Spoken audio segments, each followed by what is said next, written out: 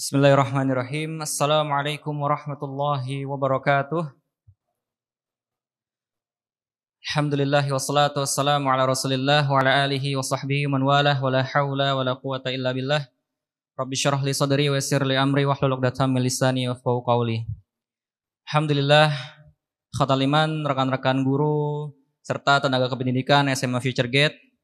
Kita bersyukur kepada Allah Rabbul Izzati wal Jalalah yang telah memberikan kita berbagai macam nikmatnya dan juga memberikan kita kemudahan sehingga pada kesempatan sore hari ini kita masih dapat bersama-sama berkumpul fi baitin min buyutillah, di salah satu rumah dari rumah-rumah Allah, untuk kita bersama-sama menimba ilmu syar'i bersama Al-Ustaz Abu Ihsan Al-Maidani dalam rangka Teacher Development Series SMA Future Gate.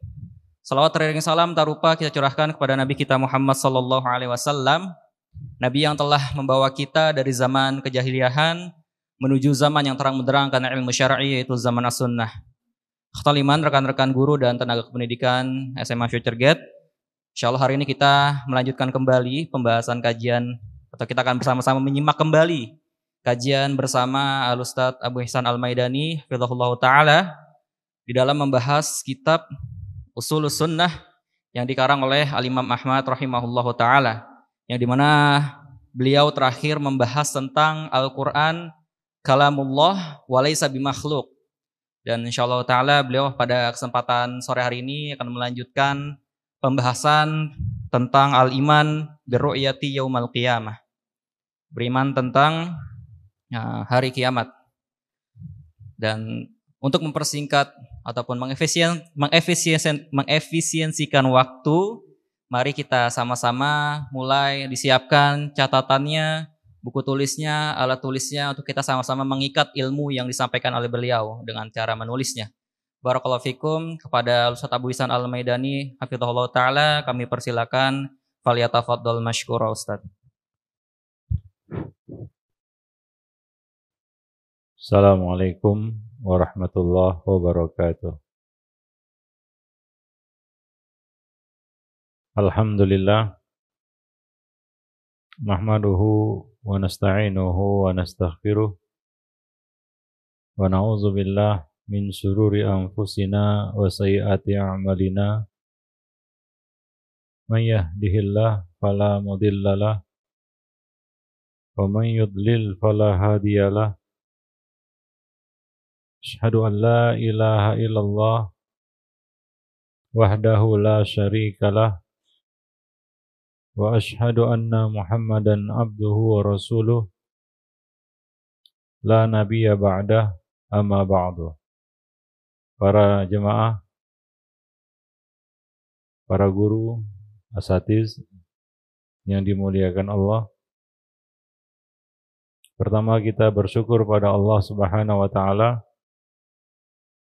Pada kesempatan petang ini kita kembali bertemu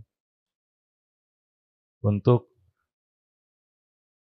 melanjutkan pembahasan buku Syarah Ushulus Sunnah tulisan Imam Ahmad, yang mana kita sampai pada poin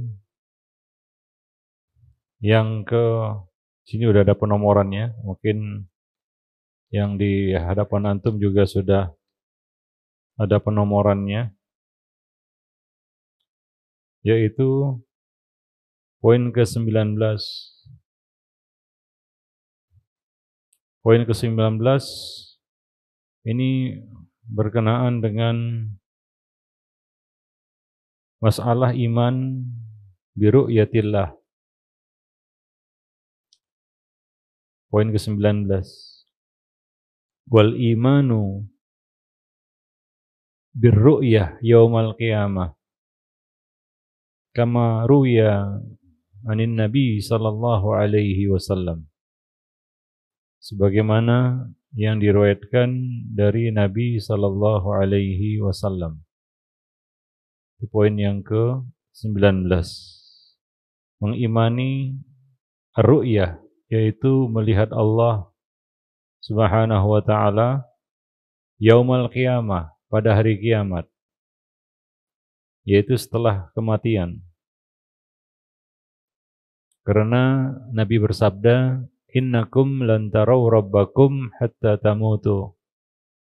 Engkau tidak akan mampu melihat Rabb kamu hingga kamu mati. Yaumul qiyamah, semua orang pasti sudah menjalani kematian.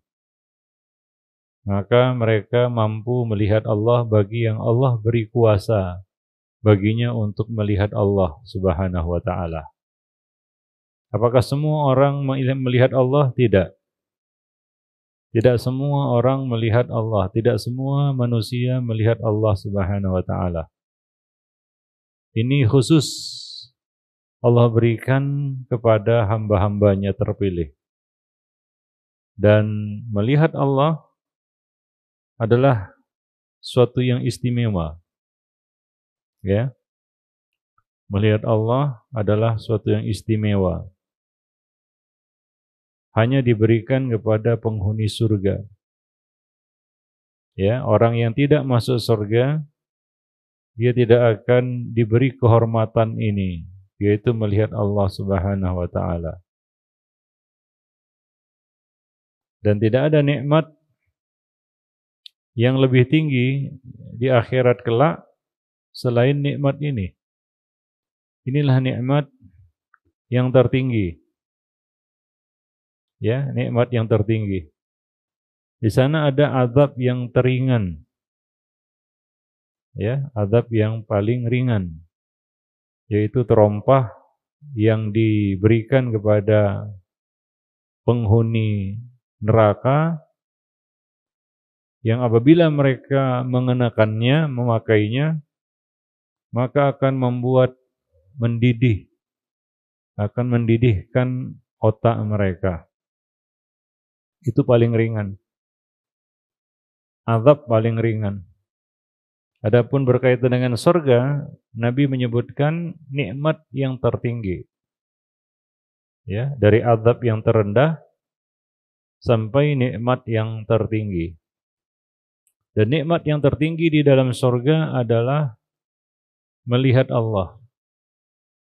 Ya, jadi orang-orang yang mengingkari ru'yah,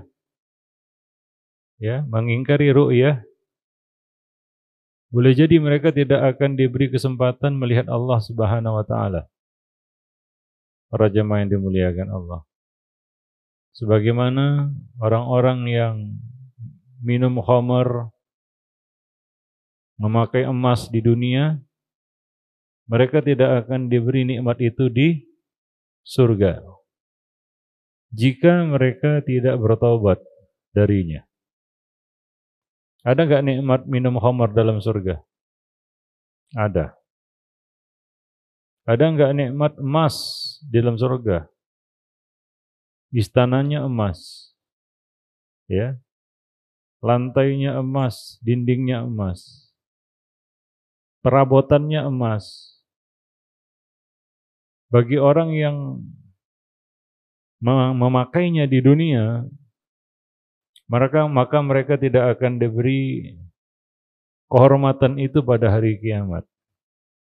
Jika mereka tidak bertaubat darinya, maka kita khawatir orang-orang yang mengingkari ru'yah dan mereka tidak bertaubat darinya, Allah akan menghijab, karena Allah akan menghijab sebagian orang, ya, dari melihat Allah Subhanahu wa ta'ala. Dia tidak berkesempatan mendapatkan nikmat tertinggi di dalam surga. Ya, kita tahu di dalam surga juga ada tingkatan. Ya, para jemaah yang dimuliakan Allah. Maka salah satu perkara iman yang wajib kita imani adalah bahwa kaum mukminin akan melihat Allah Subhanahu wa ta'ala, ru'yatullah fid daril akhirah, di kampung akhirat. Fa'alal abdi ay yu'mina bi anna Allah yura fid daril akhirah. Setiap hamba wajib mengimani bahwa Allah akan dilihat di kampung akhirat. Yarahul mu'minun. Yang akan dilihat oleh orang-orang yang beriman. Ya, tidak ada kesenangan yang lebih mereka inginkan di surga selain melihat Allah Subhanahu wa taala. Dan ini adalah akidah Ahlus Sunnah wal Jamaah berdasarkan hadis-hadis yang mutawatir dari Nabi sallallahu alaihi wasallam. Ya. Disebut ini mutawatir lafzi, mutawatir maknawi. Para jemaah yang dimuliakan Allah, ya. Wa anqarul mu'tazilah ru'yatullah fid daril akhirah. Akan tetapi kaum Mu'tazilah mengingkari ru'yatullah ini binaan ala syubhin batilah. Mereka bangun penolakan itu dengan sebuah subhat yang batil. Namun Ahlus Sunnah wal Jamaah radda alaihim Ahlus Sunnah bil hujaji wal barahin min kitabillah wa sunnati rasulih sallallahu alaihi wasallam. Ahlus Sunnah membantah kaum ini atau kelompok ini yaitu Mu'tazilah dengan hujjah-hujjah dan burhan, argumentasi, keterangan dari kitabullah dan sunnah rasulnya sallallahu alaihi wasallam. Di antara ulama yang membantah pemikiran Mu'tazilah di dalam bab ini adalah Al-Imam Ibnul Qayyim rahimahullah. Ibnul Qayyim berhujjah menolak argumentasi Mu'tazilah itu bisab'i ayatin minal Qur'an. Dengan 7 ayat yang beliau ambil dari Al-Quran.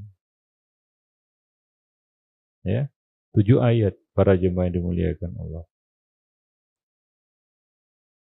Jika kita perhatikan ya, hujjah-hujjah ayat-ayat yang diangkat oleh Ibnul Qayyim tadi, kita temui bahwasanya annahu ala shawabin fil istidlal. Bahwa argumentasi beliau itu benar. Minha qauluhu ta'ala, qauluhu tabaraka wa ta'ala. Di antara ayat yang diangkat oleh Ibnul Qayyim untuk menolak perkataan pendapat Mu'tazilah dalam bab ini adalah firman Allah dalam surat Al-Baqarah ayat 223. Yaitu ketika Allah Subhanahu wa taala mengatakan annakum mulaku, bahwa kamu akan bertemu dengannya.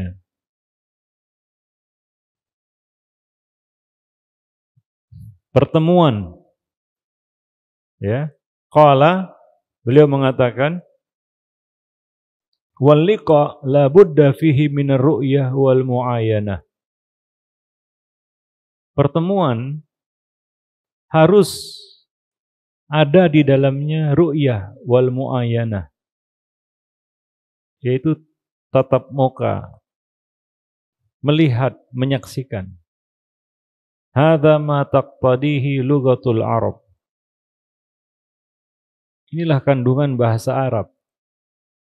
Ketika Allah mengatakan annakum mulaquh, bahwa kamu akan bertemu dengannya, maksudnya adalah melihat Allah Subhanahu wa taala.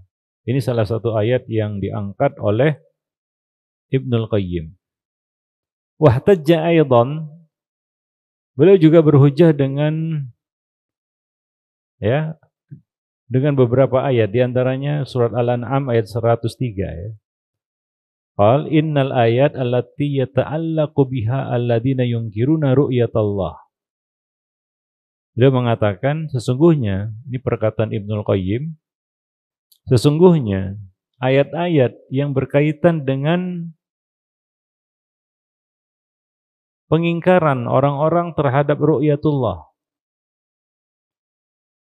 Ya, ini ayat-ayat yang digunakan oleh orang-orang yang mengingkari ru'yatullah allati yata'allaqu biha alladziina yunkiruna ru'yatallah misla qaulihi ta'ala. Contohnya firman Allah Subhanahu wa taala, la tudrikuhul absar wa huwa yudrikul absar wa huwal latiful khabir. Ini ayat yang diangkat oleh orang-orang yang mengingkari ru'yatullah, ya, pada hari kiamat. Kaum Mu'tazilah mengangkat ayat ini sebagai dalil, ya, yaitu firman Allah 103 Al-An'am 103. La tudrikuhul absar wa huwa yudrikul absar wa huwal latiful khabir.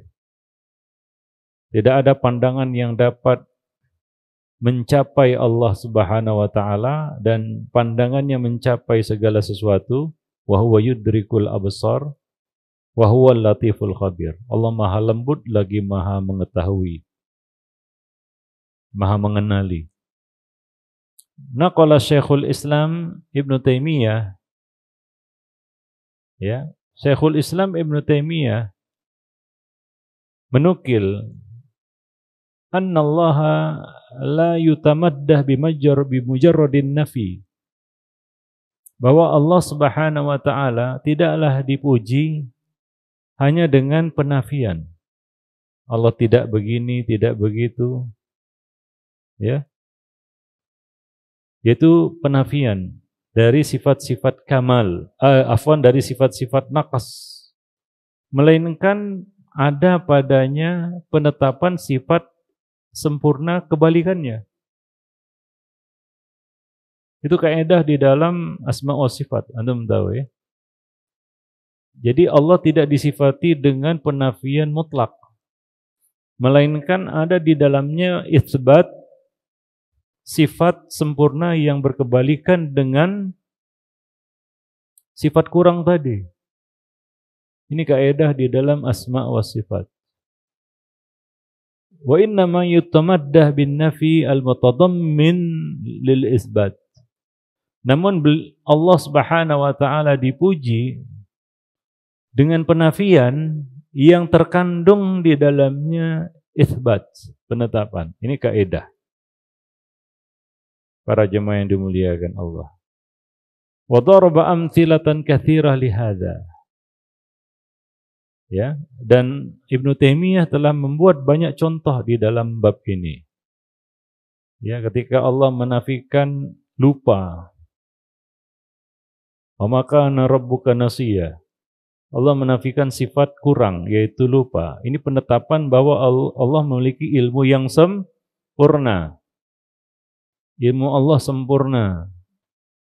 Tidak berkurang, hilang, atau datang padanya lupa, seperti ilmu manusia. Ilmu manusia datang padanya lupa, tertimpa lupa. Allah Subhanahu wa taala, ya, menafikan sifat lupa atas dirinya, yang terkandung di dalamnya penetapan sifat sempurna, yaitu ilmu yang sempurna, yang tidak diiringi dengan lupa. Demikian juga ketika Allah Subhanahu wa taala menafikan sifat tidur dan ngantuk. La ta'khudhuhu sinatun wa la naum. Ini penafian. Terkandung di dalamnya penetapan sifat al-qayyumah bagi Allah Subhanahu wa taala, bahwa Allah al-hayyul qayyum, hidup dan senantiasa qayyum, mengurus semua urusan makhluknya. Ya, para jemaah, tidak tidur dan tidak ngantuk. Jadi penafian sifat-sifat kurang atau naqas, ya, itu harus diiringi, harus terkandung di dalamnya penetapan sifat sempurna. Kalau hanya penafian sifat saja, itu tidak menunjukkan kesempurnaan. Seperti kaum Mu'tazilah. Mereka mengatakan Allah bukan maha mengetahui, tapi Allah tidak jahil. Itu Mu'tazilah. Mereka menetapkan sifat nafi bagi Allah. Ya, Allah tidak gini, tidak begitu, tidak. Menetapkan penafian atas Allah tapi tanpa penetapan sifat sempurna. Nah, ini adalah suatu kekurangan sebenarnya. Setelah seorang kita katakan, wah, si fulan tidak jelek. Kalau antum dikatakan orang, wah, kalau si fulan gimana? Si fulan tidak jelek. Kira-kira gimana? Puas enggak antum? Hanya itu saja. Tok. Itu tidak mengandung kesempurnaan. Hingga ditetapkan sifat kebalikannya. Ya, yaitu apa? Tidak jelek tapi tampannya luar biasa. Nah, itu baru bermakna penafian tidak jelek tadi. Paham maksudnya? Kalau sekedar dikatakan antum tidak jelek, mungkin itu penghinaan. Ya, apalagi ditambah di belakangnya tidak jelek amat gitu. Jelek saja. Para jemaah. Maka Pak Ibnu Taimiyah mengatakan ini kaidah penting karena di dalam Al-Qur'an kita dapati Allah menafikan banyak sifat. Ya, tapi penafian itu berisi yatadammanu mutadamminun ya isbat sifatil kamal. Antum belajar asma wa sifat. Ini salah satu kaidah penting ya yang disampaikan, yang ada beberapa kaidah-kaidah di dalam asma wa sifat. Antum baca ini di dalam kitab Aqidah Tadmuriyah. Kalau antum punya bukunya, punya Aqidah Tadmuriyah. Nah, beliau Ibnu Taimiyah, itu buku tulisan Ibnu Taimiyah, Aqidah Tadmuriyah. Itu kelanjutan sebenarnya dari Aqidah Wasithiyah. Nah, itu beliau menyantumkan di situ kaidah-kaidah. Kalau Wasithiyah, Aqidah Wasithiyah itu penetapan dalil-dalil ya. Dalil ini, dalil Allah itu punya sifat ini adalah ini itu di Aqidah Wasithiyah. Tapi di Aqidah Tadmuriyah itu lebih tinggi ya, karena di situ dimuat kaidah-kaidah penting di dalam bab asma wa sifat, di dalam penetapan sifat-sifat Allah Subhanahu wa taala. Coba buka nanti buku ataupun buku Aqidah Tadmuriyah tulisan Ibnu Taimiyah. Pernah dengar buku itu? Pernah dengar? Pernah? Aqidah Tadmuriyah. Pernah lihat bukunya? Belum. Belum. Kira-kira buku Ibnu Taimiyah apa yang sudah antum baca? Ibnu Taimiyah itu tokoh ya. Bukunya itu, tahu antum buku Ibnu Taimiyah itu? Itu dipelajari hatta orang-orang kafir, orang Yahudi.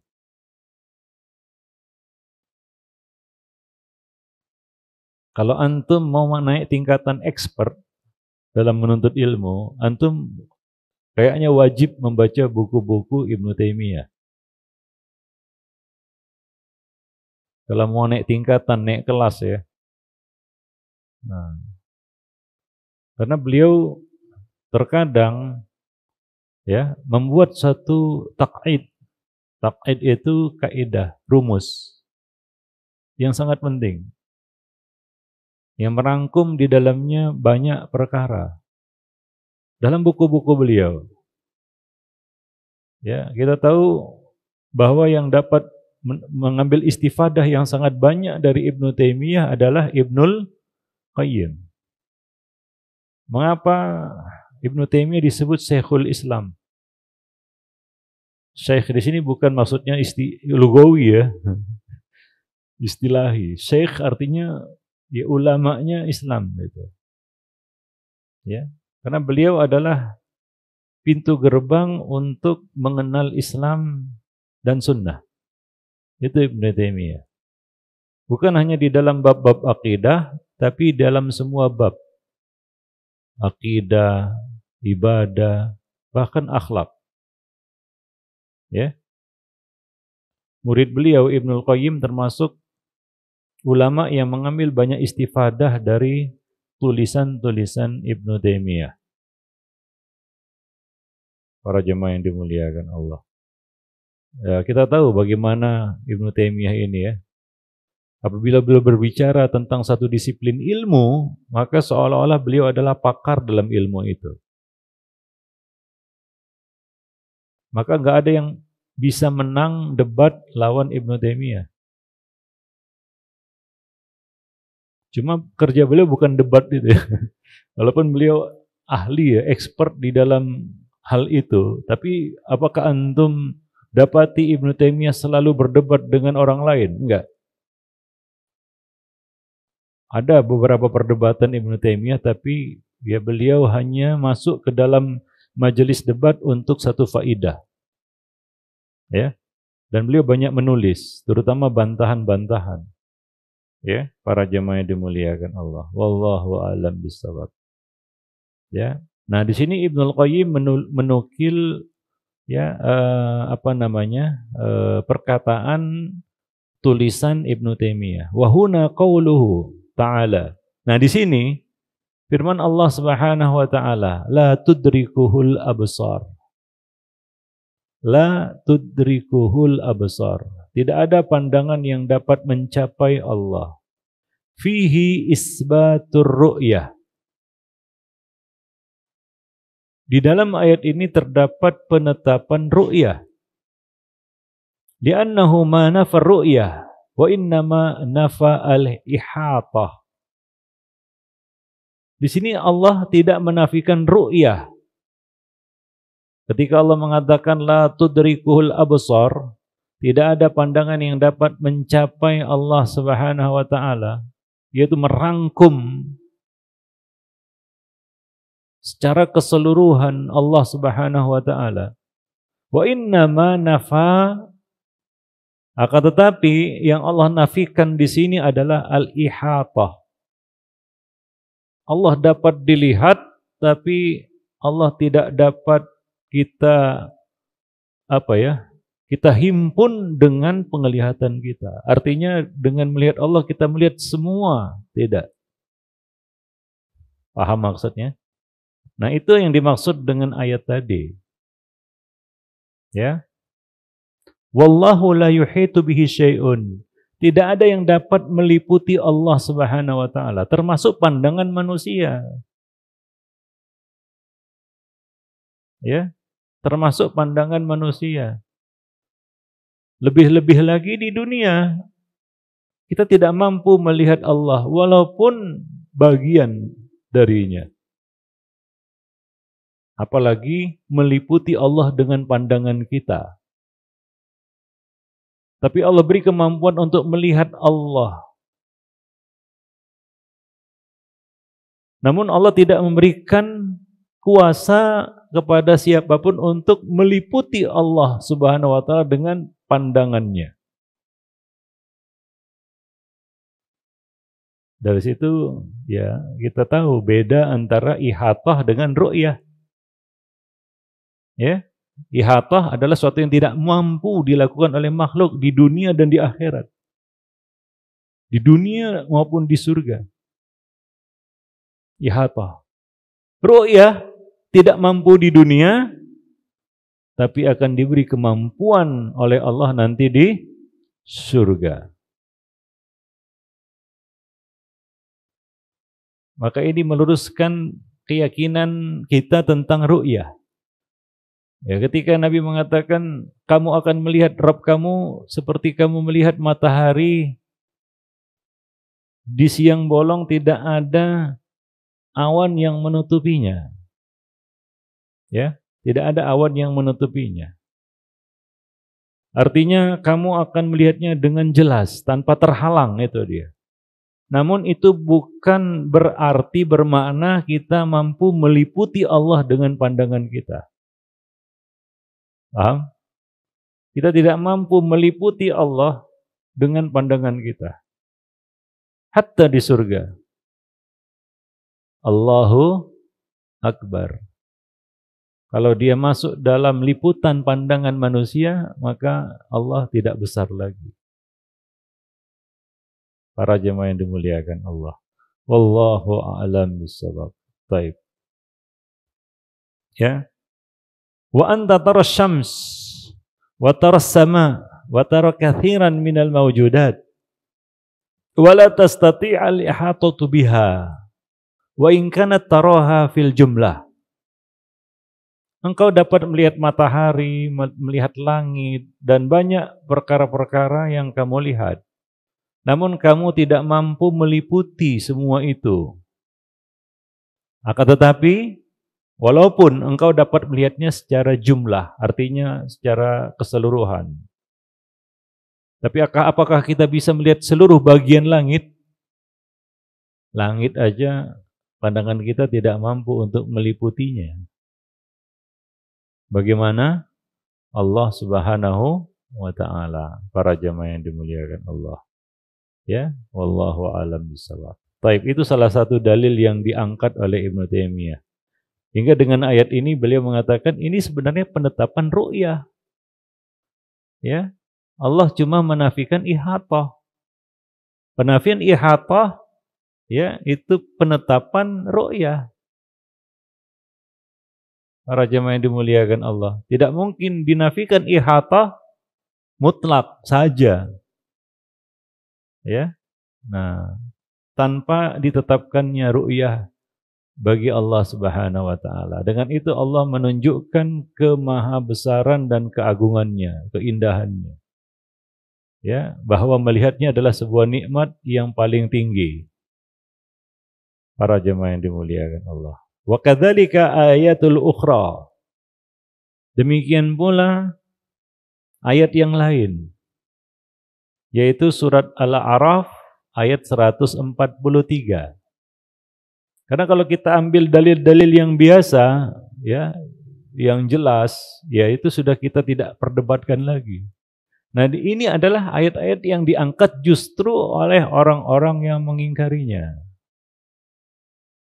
Ibnu Taimiyah justru mengangkat dalil-dalil ini dari orang-orang kelompok yang mengingkari ru'yah. Siapa? Mu'tazilah.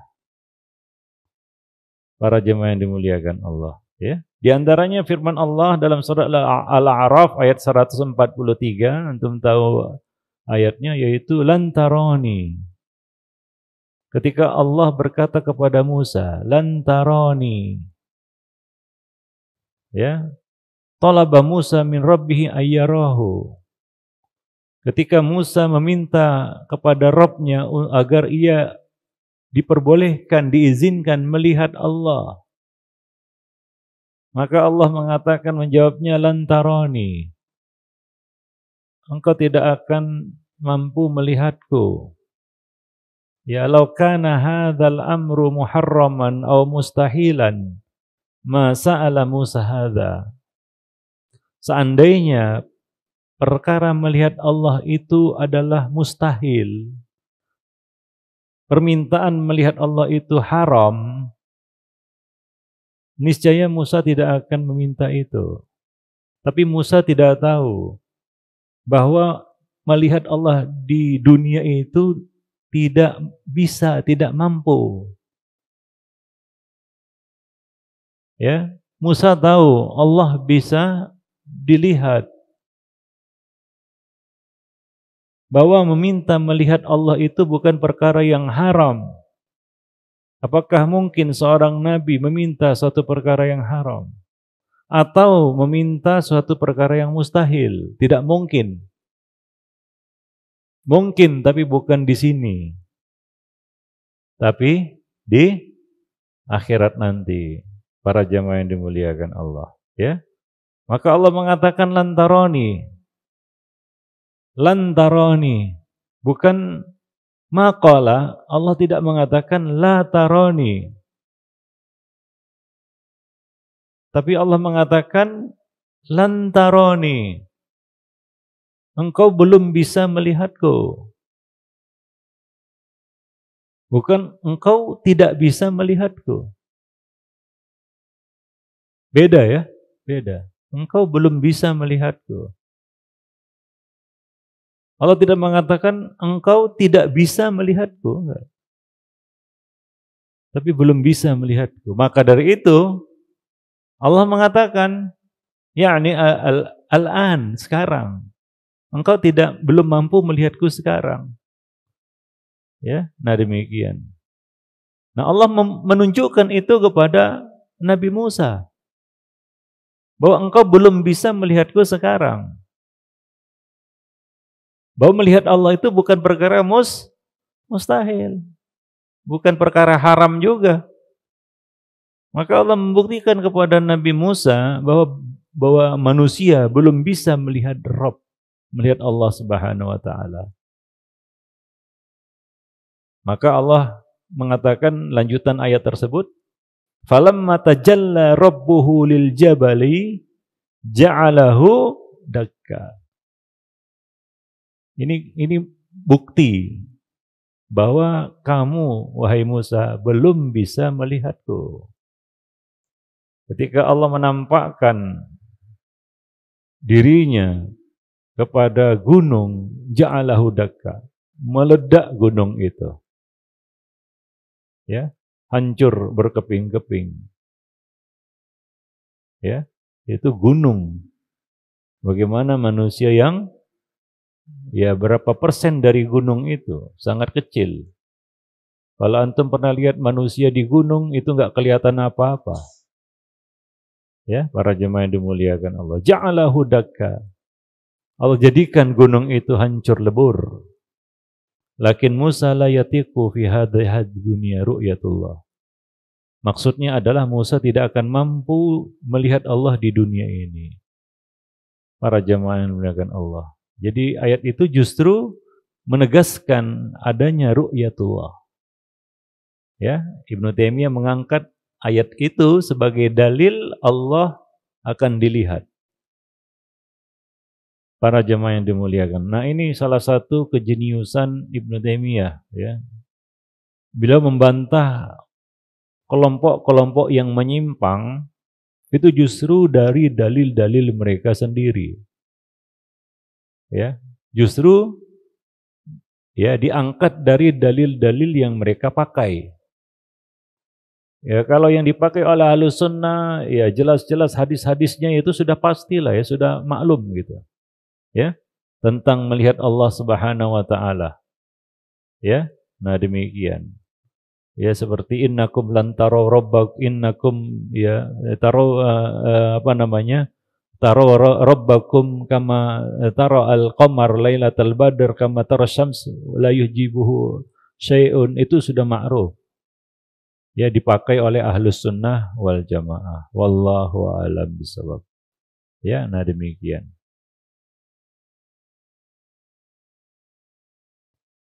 Maksudnya adalah tarkibul bashar al-an la yutiquna bihi ru'yatullah. Bahwa komposisi manusia hari ini tidak akan mampu untuk melihat Allah Subhanahu wa taala. Ya. Kita hari ini dengan tarkib itu komposisi unsur pembentukan manusia hari ini sekarang itu tidak mampu melihat Allah Subhanahu wa taala. Ya, dalam hadis disebutkan hijabuhun nur. Hijab Allah itu adalah cahaya. Lau kasyafahu, kalaulah Allah singkap hijabnya, cahaya itu, la ahraqat subuhati wajhi man taha ilaihil basaruhu min khalqi. Ini saya akan menghanguskan apa saja yang terlihat ataupun yang sampai padanya subuhatu wajhi, cahaya wajah Allah Subhanahu wa taala. Ya, ma intaha ilaihi basaruhu min khalqi, dari apa saja yang dilihat dari makhluk-makhluknya. Maka Allah kasih hijab. Karena kalau terangkat hijab itu maka akan hancur segala apa yang Allah lihat dari makhluknya. Para jemaah yang dimuliakan Allah. Fattaqwinil basyari al-an ma yatahammaluna ru'yatallah. Maka komposisi pembentukan manusia sekarang tidak akan mampu untuk melihat Allah Subhanahu wa taala. Gunung saja tidak mampu, apalagi manusia. Para jemaah yang dimuliakan Allah. Wallahu a'lam bishawab.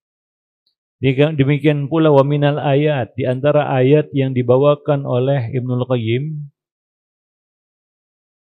adalah firman Allah, lilladzina ahsanul husna wa ziyadah.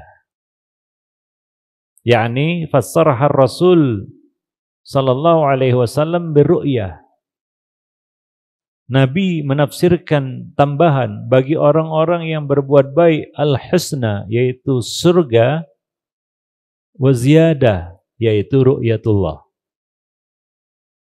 Surat Yunus ayat 26.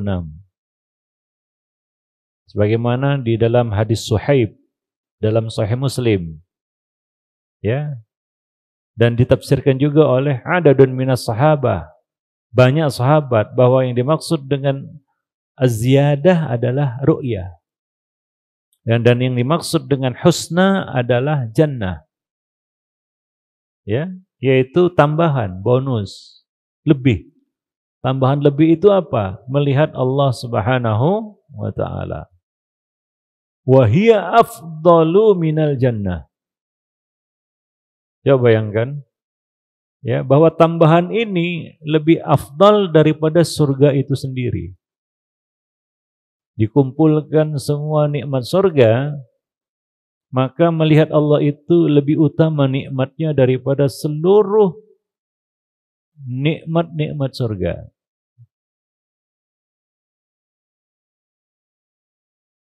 Para jemaah yang dimuliakan Allah. Maka nikmat surga tertinggi itu bukan dapat bidadari, enggak. Apa nikmat surga yang paling lezat yang antum nanti-nantikan? Bidadari. Bidadari yang cantik jelita. Atau apa? Istana. Makanan yang enak. Atau apa kira-kira? Banyak nikmat surga itu disebutkan tidak terkira. Ya, kehidupan surga itu tidak ada capeknya, tidak ada letihnya, tidak ada susahnya, tidak ada deritanya. Senang saja isinya. Itu nikmat surga itu ya. Tapi melihat Allah itu lebih afdal daripada seluruh nikmat surga.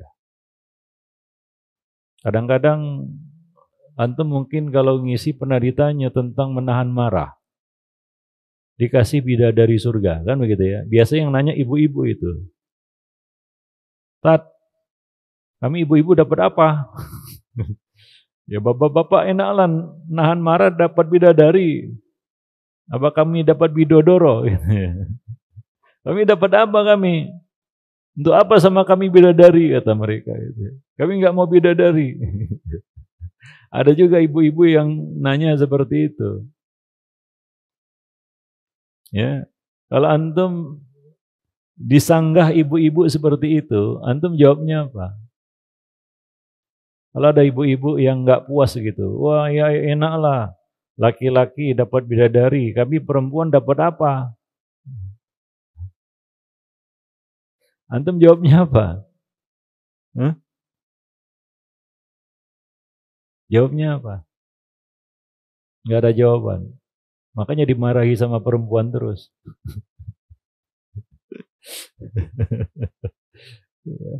Yang paling galak kan emak-emak, Pak, ya. Mungkin bagi mereka nggak perlu nahan marah gitu ya. Jawabnya apa? Dapat bidadari juga? Nggak dapat. Dapat bidadari juga emak-emak ini. Jika dia nahan marah. Para jemaah yang dimuliakan Allah. Ya, memang tidak disebutkan di dalam hadis itu tentang wanita yang menahan marah. Ya, bukan berarti menahan marah itu kan suatu kebaikan. Bukan berarti kebaikan yang tidak disebutkan balasannya lebih kecil nikmatnya. Belum tentu. Sebagaimana belum tentu kejahatan yang tidak disebutkan azabnya lebih ringan dibandingkan dengan maksiat dan kejahatan yang lain. Boleh jadi perkara yang tidak disebutkan itu lebih besar nikmatnya. Boleh jadi lebih besar. Kalau si ibu ini dikasih nikmat melihat Allah, mau nggak dia? Sebagai ganti dapat bidadari. Mungkin mau sekali. Para jemaah yang dimuliakan. Ya, secara umum surga itu ada tingkatannya. Derajat. Pertama tingkatan surga. Kemudian derajat di dalam surga. Artinya dalam satu tingkatan surga ada banyak derajat, ada ratusan derajat. Itu jelas nikmatnya berbeda-beda. Tergantung derajat dan tingkatannya. Itu surga. Tapi dari semua itu ada nikmat yang melebihi semua tingkatan surga. Sampai di dalam surga bersama Nabi. Kurang nikmat apa antum dalam surga diletakkan di Firdaus Al-A'la bersama Nabi. Surganya para Nabi. Tapi melihat Allah itu lebih daripada semua nikmat surga. Maka itu dipisah dia. Lilladzina ahsanul husna, yaitu jannah wa ziyadah, dan tambahannya. Ini terpisah. Terpisah. Disebutkan terpisah. Maksudnya apa? Nikmat melihat Allah ini lebih afdal daripada semua nikmat surga yang ada. Maka ketika seorang hamba mendapatkan nikmat ini, dia melupakan nikmat-nikmat yang lainnya. Ya, dia lupa kepada nikmat-nikmat yang lain. Dia abaikan nikmat-nikmat yang lainnya. Para jemaah yang dimuliakan Allah, wa hiya afdalu minal jannah. Wallahu yaqul li ibadihi ba'da ayyadkhulul jannah. Allah berkata kepada hamba-hambanya setelah mereka masuk surga, hal turiduna syai'an azidukum. Apakah kamu ingin sesuatu yang aku tambahkan untuk kamu? Qalu, maka mereka berkata, penghuni surga berkata, madza nurid? Apalagi yang kami mau? Orang masuk surga itu kan sudah penuh kenikmatan, la fi na'im, kan begitu ya. Dia ketika ditanya mau nikmat apa lagi, bingung jawabnya. Ya. Bayyatta wujuhana, engkau putihkan wajah kami. Engkau buat berseri wajah kami, artinya gembira, enggak ada sedihnya, enggak ada murungnya. Datar aja enggak ada wajahnya. Masuk surga datar wajahnya gitu, enggak ada. Ada kan orang di dunia datar aja wajahnya, Pak. Kayaknya enggak senang, enggak sedih juga kan itu ya. Tapi di surga Allah akan membuat wajah-wajah penghuni surga itu berseri-seri. Itu maksudnya bayyatta wujuhana. Jadi enggak ada orang masuk surga itu murung gitu. Karena hasad sama temannya kayaknya tingkatannya lebih tinggi. Enggak ada, itu bayangkan itu surga itu. Itu kan membuat orang murung kan begitu ya. Si fulan 1 derajat di atas saya. Aduh, kayak enak hati saya. Enggak. Orang kalau kepikiran itu kan jadi bengong dia kan gitu ya, minimal itu ya. Nah, enggak ada wajah bengong di surga itu. Antum enggak akan bengong di surga begitu atau kecewa gitu. Apalagi ke cewek. Tahu ya, para jemaah. Muka kecewa enggak ada. Ya, muka sedih enggak ada, muka gabut enggak ada. Apalagi muka stres. Ya, harap-harap cemas itu muka penghuni neraka itu. Yang Allah hitamkan, ya kan? Nah, apa kata penghuni surga? Bayyatta wujuhana wa adkhaltanal jannah. Dan engkau masukkan kami ke dalam surga. Wa ataitana ma ataitana. Engkau telah memberi kami, memberi. Mereka menerima. Ya. Semua nikmat dari Allah Subhanahu wa taala. Fa yatajalla lahum rabbuhum. Ya. Nah, jadi orang penghuni surga itu ketika ditanya mau apa lagi, bingung mereka jawabnya. Mau apa lagi kira-kira gitu ya. Kayaknya sudah top nikmat itu. Puncak sudah. Ya. kayaknya mereka berasumsi nggak ada lagi nikmat yang lebih tinggi dari ini gitu. Tidak ada lagi yang nikmat yang lebih tinggi dari ini. Fayatajalla lahum rabbuhum, maka Allah pun menampakkan dirinya kepada mereka. Fama yatana'amuna bi ni'matin wa la yajiduna afdala min ru'yatillah.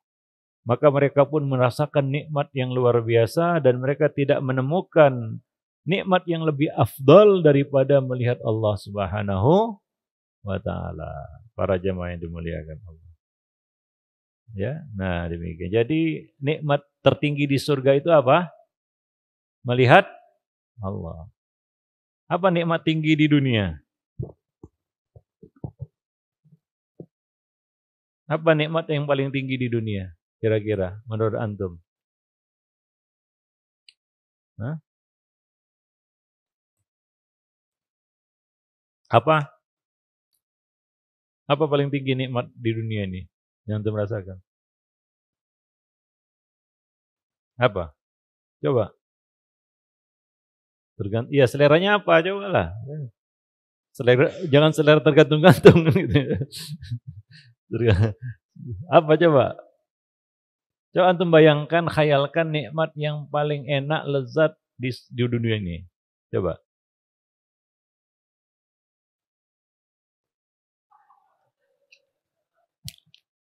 Mau? Dapat nikmat dia takut. Katanya nikmat tapi takut, gimana?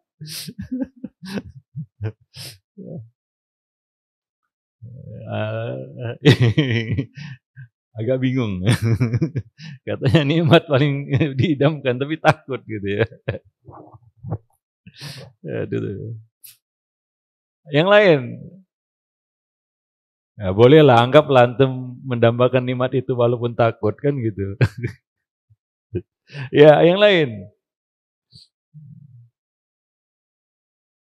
Apa nikmat yang paling tinggi? Wih, kehidupan terjamin 7 turunan.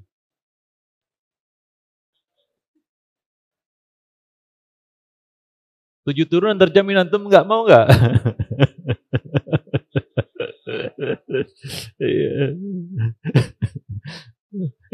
Ini turunan ke-8 ternyata. Nasib.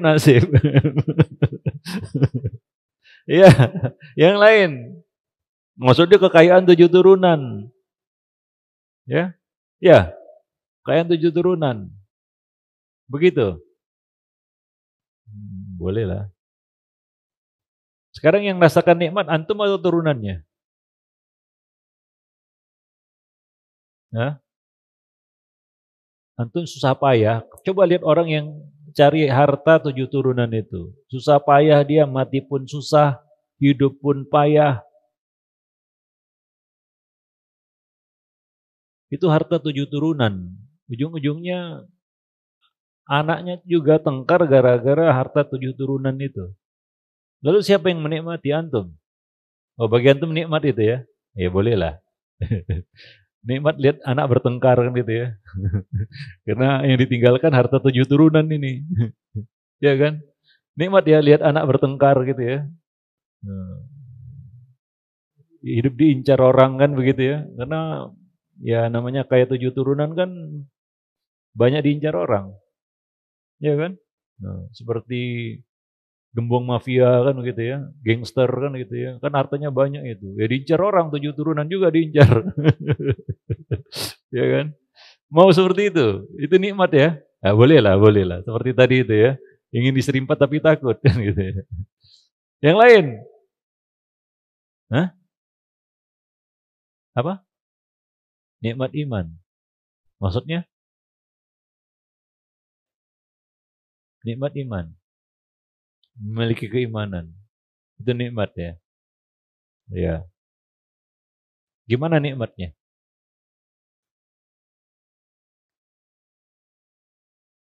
Enggak. Ya, nikmat itu kan ada wujudnya, antum merasakan. Saya minta jawaban yang spesifik. Ya sehingga antum mengetahui ini nikmat memang nikmat gitu. Ada wujudnya dia. Ya. Nikmat sehat. Lo sehat enak ya. Nikmat itu paling nikmat itu sehat itu ya. Oh gitu. Iya, nikmat yang paling tinggi itu nikmat sehat gitu ya. Itu yang paling tinggi antum merasakan waktu sehat gitu ya. Bisa kelayapan, keluyuran kemana-mana gitu ya. Ujung-ujungnya masuk angin kan gitu. Karena sehat kan gitu. Karena sehat begadang tiap malam kan gitu. Karena sehat kan gitu ya. Udah sakit ya baru tidur kan gitu. Gitu. Enggak ya. Sehat itu nikmat ya. Ya nikmat, memang nikmat. Tapi saya bertanya tentang yang paling nikmat. Yang lain enggak jadi masalah. Saya kan enggak nyalahkan jawabannya. Mau istri 4, mau harta 7 turunan, mau iman, mau sehat, yang lain. Mana tahu yang lain ada jawaban lain gitu.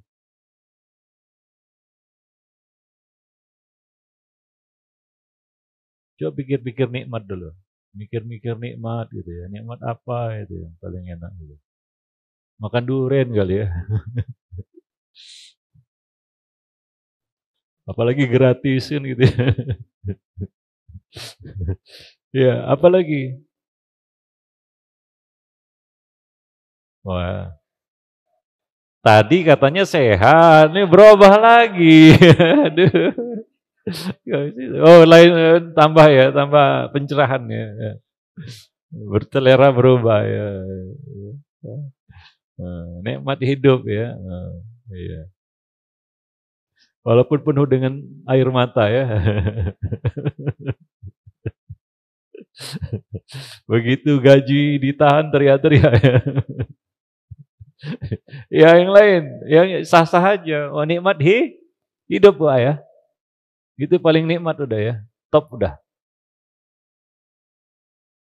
Baik yang lain. Jangan-jangan antum kurang bahagia ya ini. Nampak dari wajah-wajahnya.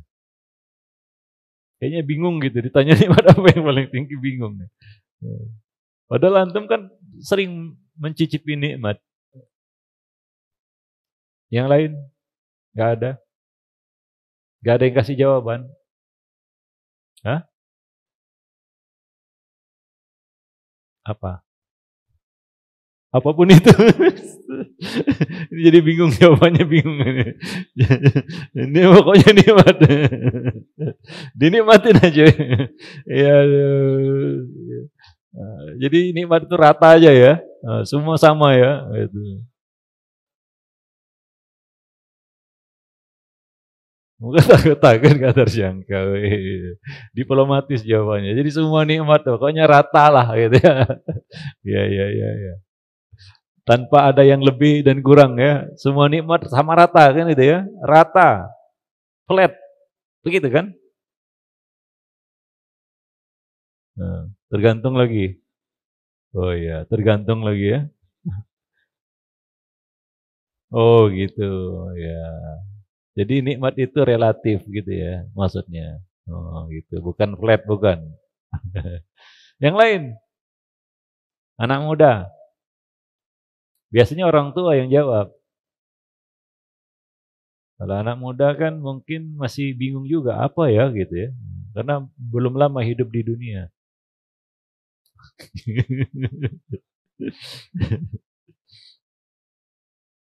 Iya. Para guru, jawab aja, nggak jadi masalah. Apa yang terlintas lah gitu. Ah iya. Makan, minum. Wah itu semua ya. Jalan-jalan nikmat ya. Ya nikmat. Yang paling kalau tadi kan disebut banyak Pak ya. Yang paling sebut satu coba. Pilih satu dari yang tadi itu. Bingung. Hah? Ya wajar saja diperdebatkan karena kan antum beda-beda. seleranya kan gitu ya. Tapi kan kita mau tahu dalam pandangan antum nikmat apa yang paling tinggi? Jawabannya berbeda-beda, sah aja lah.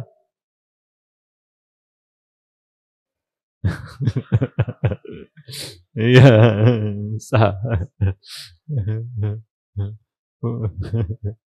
Ya, tolong kasih jawaban. Bantu saya. Wahal minkum rajulun rasyid. Ya. Dia sudahlah. Kan antum belum tanya saya.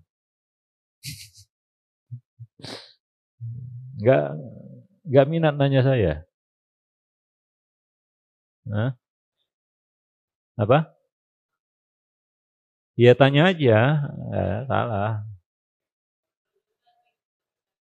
Nah, ini baru jantan. Ini paten ini. Begini dia baru, ya kan? Nah, jadi antum tanya nikmat apa menurut saya kan gitu ya. Yang paling paling lah pokoknya ya, paling. Ya, taib. Ya sebenarnya nikmat yang Allah berikan kepada kita di dunia itu miniatur nikmat akhirat.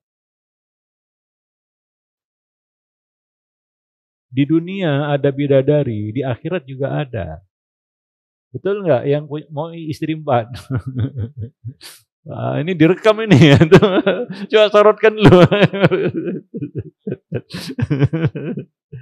Ada nggak bidadari di dunia? Ada. Bidadari akhirat? Jelas ada. Walaupun nggak sama. Tadi yang makan, minum, jalan-jalan di surga ada nggak itu? Ada. Yang ngomong sehat katanya di surga ada sakit nggak? Bahkan nggak ada. Sehatnya tanpa sakit gitu. Ya. Apalagi tadi yang kasih jawaban. Nikmat yang paling enak katanya apa? Nikmat iman. Ya nggak bisa masuk surga kalau nggak beriman kan gitu ya. Para jemaah yang dimuliakan Allah. Taib. Ya. Semua nikmat yang ada di dunia ini itu miniaturnya dari nikmat yang ada di surga. Maka tadi kita tahu nikmat yang paling tinggi di surga apa? Melihat Allah. Maka nikmat yang paling tinggi di dunia adalah seharusnya ma'rifatullah. Mengenal Allah Subhanahu wa taala. Tapi tidak semua orang dapat nikmat itu dan tidak semua orang bisa merasakannya. Namun bagi orang yang beriman, mengenal Allah, ma'rifatullah adalah nikmat tertinggi di dunia. Semakin hamba itu mengenal Allah, semakin lezat hatinya. Dia akan merasakan kelezatan rohani, kelezatan hati yang luar biasa. Mau enggak itu? Mau enggak nikmat yang terbesar di dunia ini? Ma'rifatullah. Mengenal Allah. Dengan apanya? Dengan ayat-ayat. Melalui apa? Ayat-ayatnya. Ya, syariatnya. Ya. Apa-apa yang mendatangkan ridhonya. Itu nikmat. Ya, itu nikmat tertinggi. Itu nikmat yang Allah berikan kepada Nabi dan Rasul. Diberikan kepada orang-orang soleh. Ya. Bagi mereka tidak ada yang lebih nikmat daripada mengenal Allah. Ya. Nah, semakin berilmu seseorang tentang Allah, maka semakin dia rasakan nikmat itu sehingga dia tidak mau nikmat-nikmat yang lainnya. Digantikan dengan nikmat itu. Maka antum dengar kisah-kisah para ulama ketika mereka yang menuntut ilmu, apalagi itu tentang mengenal Allah Subhanahu wa taala, mereka tidak peduli dengan dunia mereka. Ya. Karena nikmat itu tidak tergantikan bahkan dengan bidadari dunia sekalipun. Ada kisahnya itu kan? Iya. Para jemaah yang dimuliakan Allah. Nah itu nikmat yang tertinggi di dunia. Namun tidak semua orang mendapatkannya. Para jemaah yang dimuliakan Allah. Wallahu alam bisawab. Baik. Sepakat.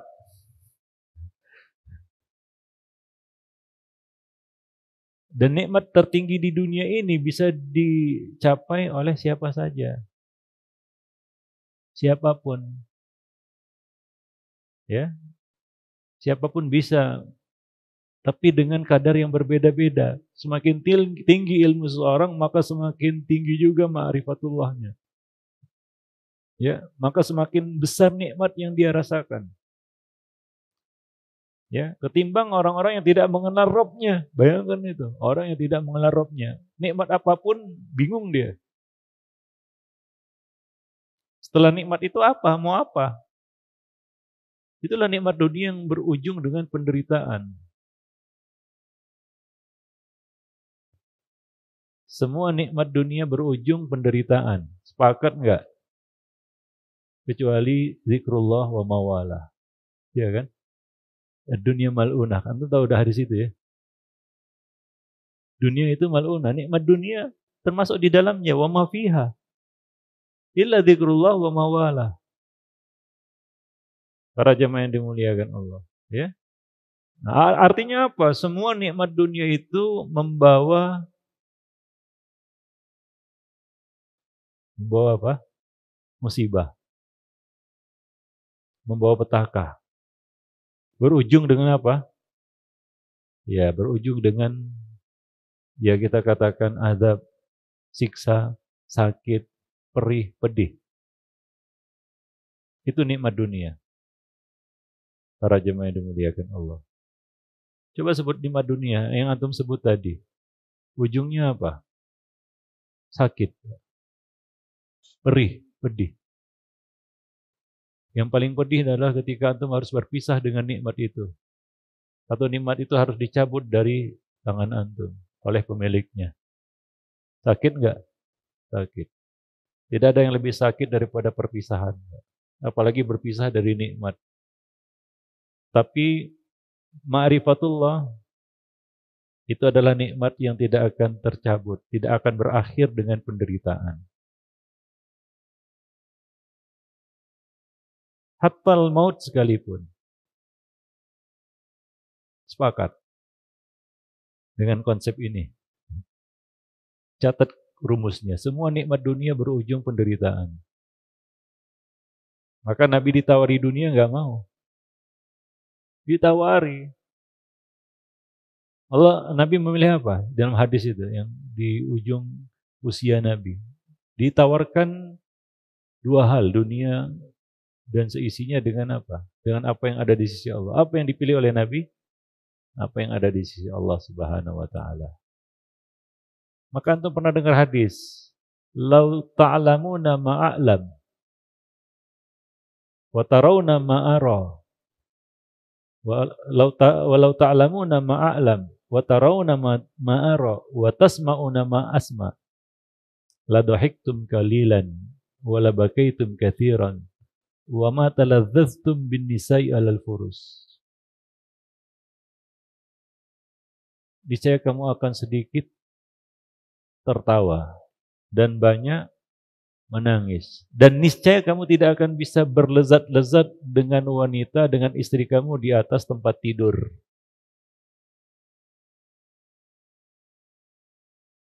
Para jemaah yang dimuliakan Allah. Nah, maka nikmat tertinggi apa di dunia ini? Setuju? Nggak setuju, nggak apa-apa. Nggak dipaksa juga harus setuju gitu. Para jemaah yang dimuliakan. Tapi pikirin aja lah ya malam ini tentang nikmat yang tertinggi. Ya mudah-mudahan antum bisa memiliki nikmat tertinggi itu. Ya, wallahu a'lam bishawab. Yang mana nanti di akhirat juga itu menjadi nikmat tertinggi. Ya, melihat Allah Subhanahu wa taala. Taib, sampai di sini dulu ya. Nanti akan kita lanjutkan dengan masalah ya poin 20, yaitu wa anan nabiyya qad ra'a rabbahu fa innahu ma'thurun an Rasulillah. Ini masalah khilafiyah sebenarnya ya. Salah satu masalah yang diperselisihkan oleh Ahlus Sunnah wal Jamaah. Apakah Nabi melihat Allah pada malam Isra Mi'raj? Ya. Nah, ini nanti akan kita bahas. Sedikit masalah-masalah akidah yang diperselisihkan. Ya. Sedikit. Ini salah satunya. Ya, para jemaah dimuliakan Allah. Ya, berkaitan dengan apakah Nabi melihat Allah pada malam Isra Mi'raj. Ya, karena ada hadis yang berbunyi nurun anna arah. Cahaya. Anna, kaifa arahu, bagaimana aku bisa melihatnya? Ketika ditanya, apakah engkau melihat Rabbmu? Di sini pendapat Imam Ahmad zahirnya ya, bahwa ini Imam Ahmad, pendapat Imam Ahmad. Ya, memang enggak ada buku yang tidak diperdebatkan kecuali kitabullah. Ya, aballah ayyutima illa kitabahu. Allah tidak berkehendak untuk menyempurnakan kecuali kitabnya.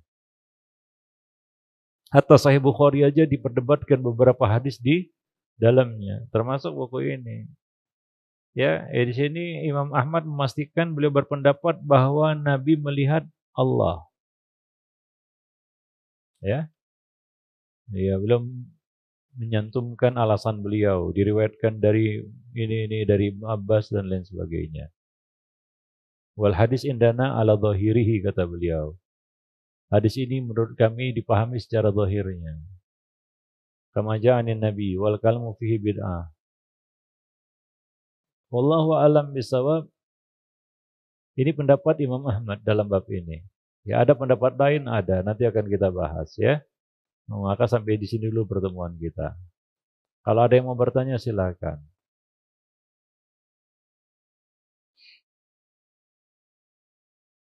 Kalau ada yang mau bertanya silakan.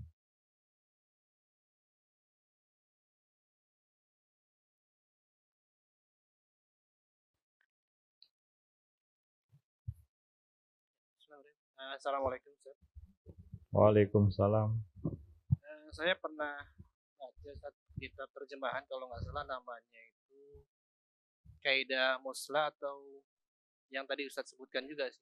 Di situ ada 3 jenis dilalah dalam Asmaul Husna yang saya nggak paham, Ustaz. Yang pertama dilalah mutabaqah, yang kedua dilalah tadamun, dan terakhir dilalah iltizam. Itu ada sih contoh-contohnya, tapi saya tetap juga nggak paham sih maksudnya apa. Apa itu? Satu. Dilalah mutabaqah, dilalah tadamun, dan dilalah iltizam. Kaidah asma Asma wa sifat. wa sifat. Di mana itu? Buku apa? Kalau nggak salah kitabnya Syekh Utsaimin sih. Waktu itu saya baca terjemahan. Oh iya. Kitabnya Syekh Utsaimin. Iya. Tentang dilalah tadamun, iltizam, satu lagi apa? Tadamun, iltizam, sama mutabaqah. Tapi kebalik itu urutan. Tabaqah.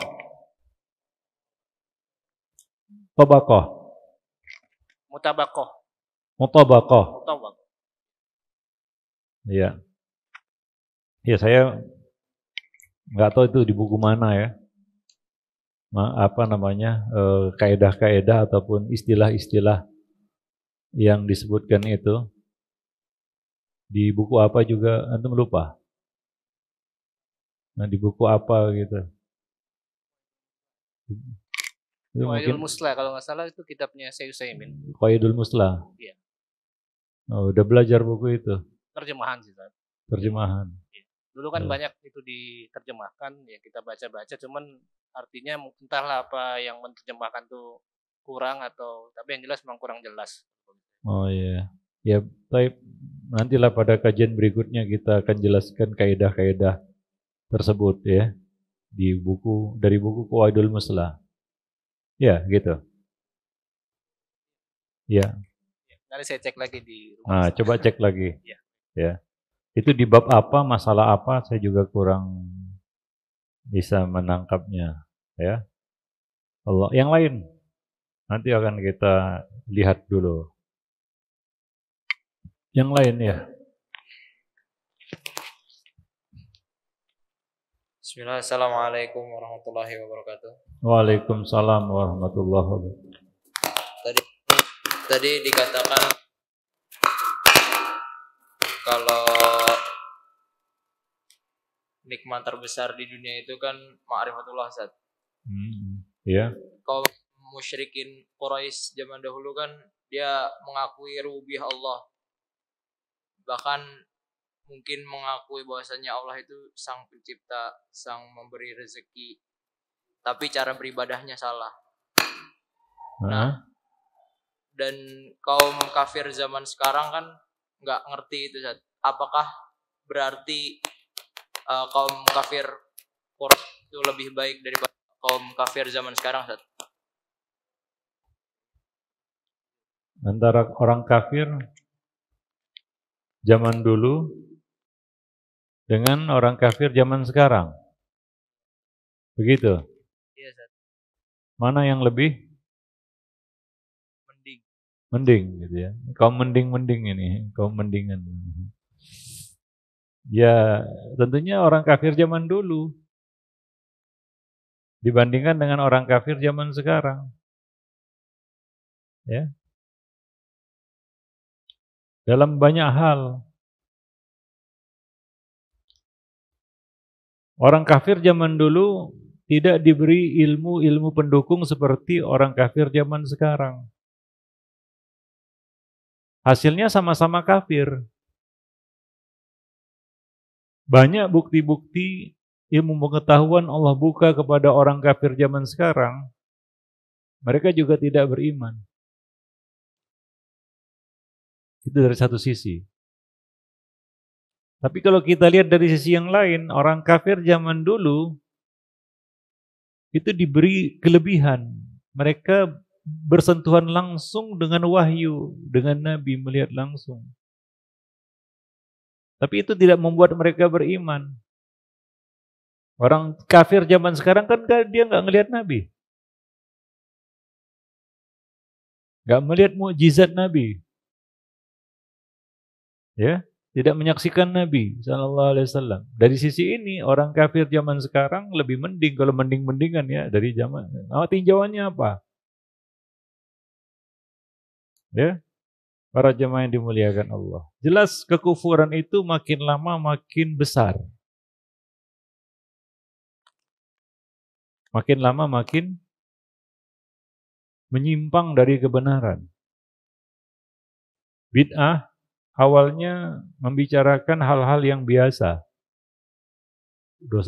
Pelaku dosa besar kira-kira kafir atau tidak ya? Nah, awalnya itu aja. Lama-lama berkembang hingga akhirnya mereka meyakini Allah bisa menitis kepada apapun. Kalau dulu hanya menitis kepada orang-orang tertentu yang mereka anggap sakti, hingga para nabi ya dituhankan. Kalau sekarang semua, bahkan orang-orang wahdatul wujud, hululiyah itu mengatakan, tidaklah engkau lihat anjing di pasar, babi di kandang, melainkan itu adalah Allah.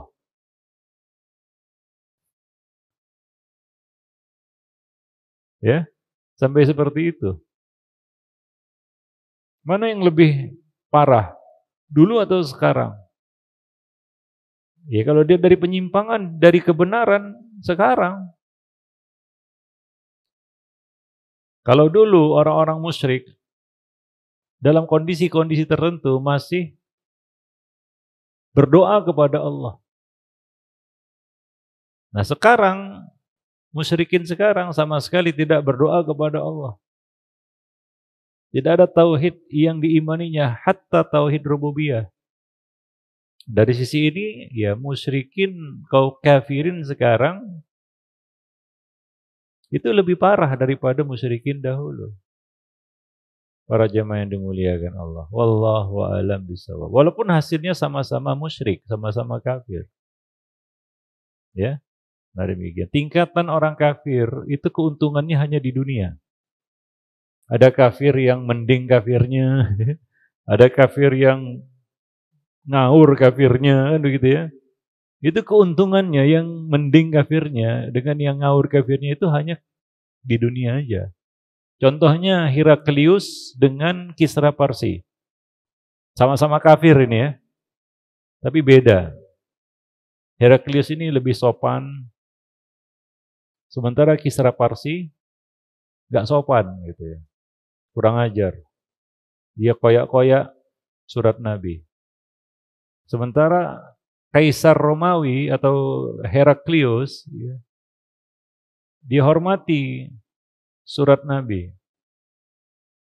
Maka ini kita katakan akibatnya hanya mereka dapatkan di dunia. Heraklius anak keturunannya raja-raja Romawi masih ada sampai hari ini. Antum tahu itu.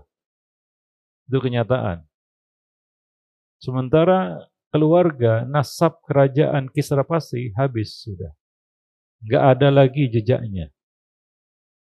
Kenapa? Karena ia memperlakukan surat Nabi dengan tidak sopan. Dia koyak-koyak. Hanya masalah menghormati surat Nabi. Keuntungannya di mana? Di dunia. Di akhirat sama aja. Masuk neraka. Cuma satu penghuni surga, penghuni neraka yang dapat dispensasi azab. Siapa? Abu Thalib. Itu pun dengan syafaat Nabi. Satu-satunya. Karena mereka minta diringankan dari azab, Allah tidak berikan. Artinya hasil akhiratnya sama itu ya. Maka orang kafir yang baik itu keuntungannya dunia aja. Ada keuntungan bagi dia? Ada. Karena orang kafir juga tidak satu tingkatan. Di dunia ya. Ada kafir yang baik? Ada. Ada kafir yang jahat? Banyak. Bagaimana? Ada manfaatnya kafir yang baik ini, kebaikannya? Ada. Tapi sebatas di dunia. Wallahu a'lam bishawab. Baik. Ada lagi yang mau bertanya? Sudah habis ya? Kita cukupkan dulu sampai di sini. Mudah-mudahan bermanfaat. Aqulu qouli hadza astaghfirullah li wa lakum wa lisairil muslimin innahu wal ghafurur rahim. Assalamualaikum warahmatullahi wabarakatuh.